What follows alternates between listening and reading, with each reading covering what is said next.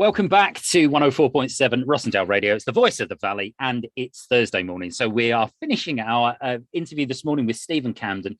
He's been sharing his poetry with us, been talking about his storybooks. But I'm about to go into the realms of things I don't know very much about, because we're going to be talking.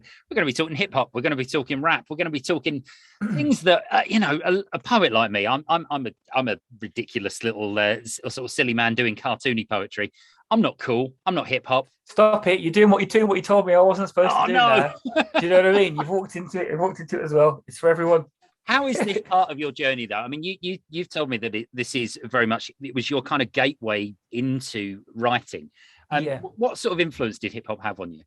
The biggest influence, without question. I mean, it was one of those things where I'm sure whatever it was that got you musically, whether it was, Black Sabbath, or it was Led Zeppelin, or it was some folk thing, or it was some calypso, whatever got you. It was that thing of, I can distinctly remember hearing my first, getting there's a hip hop group called A Tribe Called Quest, and they had an album. They had an album before this one, but the first one that really got me was an album called Midnight Marauders. And when you put something on, it's just a song. It's almost like it must be frequencies or something. I'm sure there's some science behind it, but it felt like it was genuinely like, this was everything immediately. It was like, oh my gosh. And it wasn't about words. It was sounds and feeling. And then on top of that, the articulation of stories and the succinctness and the use of the voice as like a musical instrument, and the flows of things and the patterns. I was like a meerkat. It was just like, yep, this is what I need to. And that's when I started writing. And those bits of writing rhymes, I was never much for bravado. So you'd have a bit of fun with that, but ultimately they all ended up being kind of stories, and then I started sharing them without any music, and then that becomes, they call that spoken word, and then they became longer monologues, and then everything else kind of spawned from there. And I think it's one of those things for me. I mean, I got very nervous talking about it, because it's not a style of music that usually I'm a Britpop kid. I'm very much kind of guitar band, Blurs and Oasis. But I remember as well, during the 90s, I had this album by Arrested Development. 3 years, 5 months, 2 days. Mr. Wendell. Yeah, Mr. Wendell, People Every Day, all of those sorts of songs, and you listen to the lyricism and and like you say, the rhythms of hip hop. Yeah, it's kind of infectious, isn't it? And that develops into the goodness knows how many different styles of rap that we can talk about. Do you try and focus that in terms of your performance? I noticed that the poem you shared with us was very staccato, it was very much about short sentences, about grabbing attention. Well, I guess what's funny is you reach a point now where you feel like you have a grip of something, or a grasp of something rather. Sorry, where you feel like you can kind of play with what is, and so then you start thinking a bit more conceptually. So that piece that I shared was very much about trying to capture the movement and the frenetic, the morning, blah blah blah, blah as you're walking through.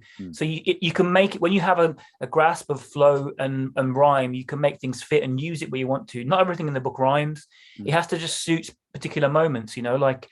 So a lot of my favorite lyrics are nothing to do with hip hop, like whether it's a Depeche Mode thing or an old Neil Young thing. There's a succinctness that is gorgeous, but then rhyme and the musicality of things always comes through, because I like to kind of stimulate the idea of people reading things out loud. I wish that happened more. I find that there are certain things that come alive in the mouth, and that's where I started from. I grew up surrounded by people speaking, and writing was with my mouth. A lot of the spoken word pieces weren't written down until quite recently, and it's like, so I like to celebrate that. So it very much informs it. And performance wise, it is very much that. It's like, I want to tell stories.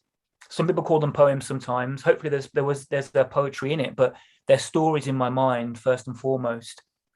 And the journey of a story and the use of rhyme and the use of musicality and meter and rhythm and cadence is all essential to me, as important as what you're actually saying. It sounds like you've got your writing process in your head very much. It is a kind of ephemeral thing. It's all everything coming together into it. Completely. One would say everything all at once. You know what I mean? It's almost like, mate, you're good at this. You're really good. You're really good at this.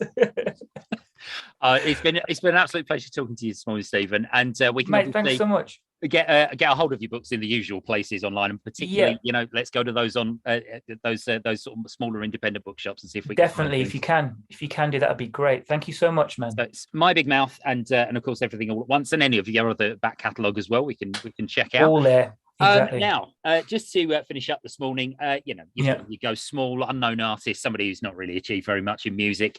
You've given us some Joe Nama trading to finish. What an artist!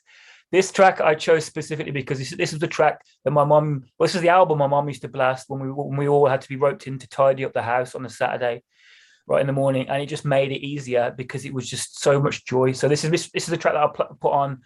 Reminds me of my mum. Oh, it's I'm lucky. Joe Nama trading. Thank you very much, Stephen Camden, aka Polar Bear. We'll speak to Thank you you again very soon. much, mate. Lovely, nice one.